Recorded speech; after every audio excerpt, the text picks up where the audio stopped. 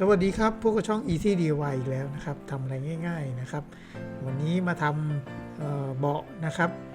ด้วยตัวเองนะ DIY ง่ายๆเลยนะครับ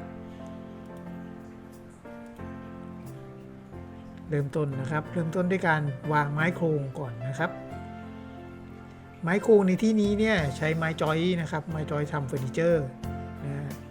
กะขนาดให้พอดีกับที่เราจะทำเบาะไว้ครอบนะครับ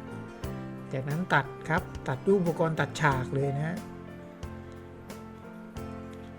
ตัดง่ายๆครับไม้จอยเนี่ยนะมันค่อนข้างจะนิ่มนะครับ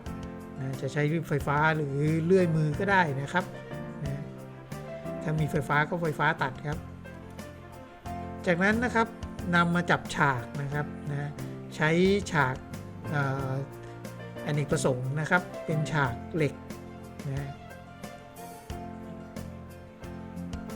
เอามาทาบแล้วก็ยิงเข้าไปเลยครับง่ายๆครับ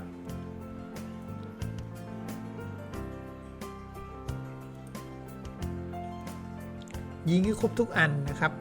ระหว่างที่ยิงนี้ก็ต้องทากาวลงไปด้วยนะฮะกาวตัวนี้เนี่ยผสมขี้เลื่อยกับกาวลาเท็กซ์นะฮะ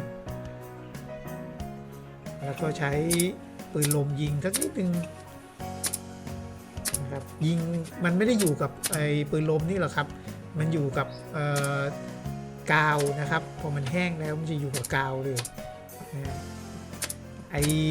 ตัวแม็กปืนลมเนี่ยเป็นแค่ตัวประคองไว้ให้มันติดกันแค่นั้นเอง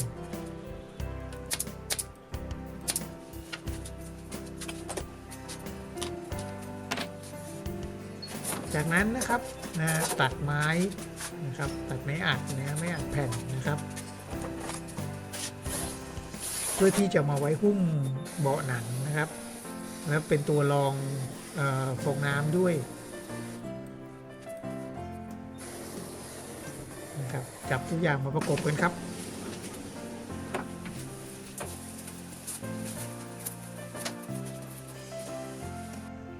จากนั้นตัดฟองน้ำนะครับตามรูป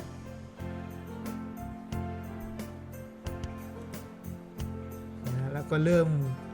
เอาหนังมาทาบเลยครับหนัง PVC นะครับหนังที่เลือกใช้คราวนี้นะจากนั้นพอจัดได้ที่แล้วเราก็เริ่มยิงเลยครับยิงไปทีละด้านนะครับยิงไปเรื่อยๆยิง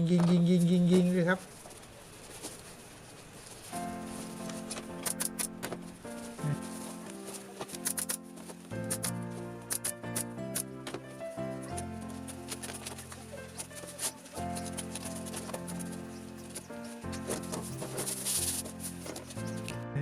พอยิงเสร็จแล้วเนี่ยใช้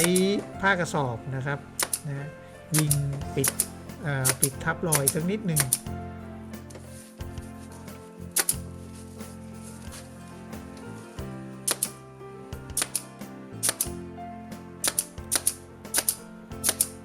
ตรงนี้มันจะอยู่ด้านล่างนะครับก็เป็นอันเรียบร้อยนะครับนะเสร็จสับแล้วก็เป็นวิธีเข้าทำเบาะแบบไม่ได้เย็บขอบนะครับเหมือนถ้าเย็บขอบเนี่ยมันจะเป็นสันนะอันนี้ก็เป็นอีกวิธีหนึ่งนะครับขอบคุณมากครับสำหรับการรับชมคลิปนี้นะครับถ้าไงฝากกด Subscribe ด้วยครับผมครับ